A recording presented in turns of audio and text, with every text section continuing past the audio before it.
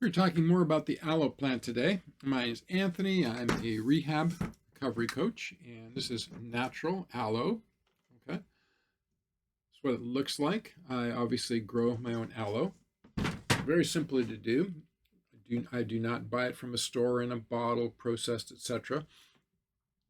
Now, because I'd seen aloe gel, aloe juice in bottles, I thought, why don't I just get one of these arms and throw it into my morning drink and it'll blend up. And I gave it a go. Had a try of it.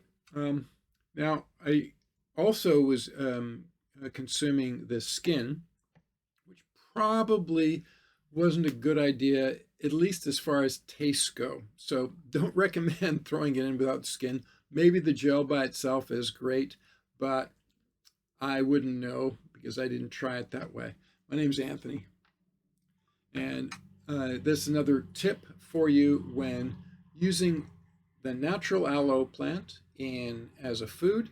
I believe, although I am not studied this, I'm not much of an aloe studier, but I use aloe and I have been using aloe for decades now.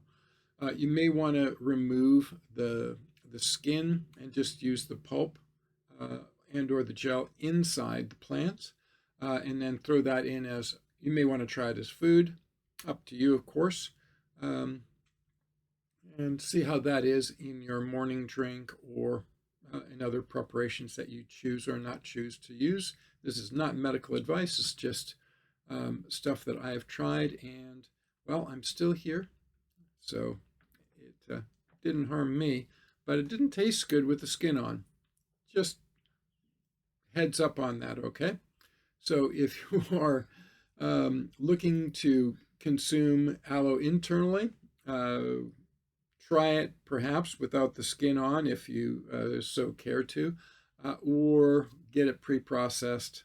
Like I said, I'm not much of a pre-processed kind of guy. I don't like that sort of thing from in bottles and so on. I prefer the plant or the natural thing itself. My name's Anthony. I'm your rehab coach.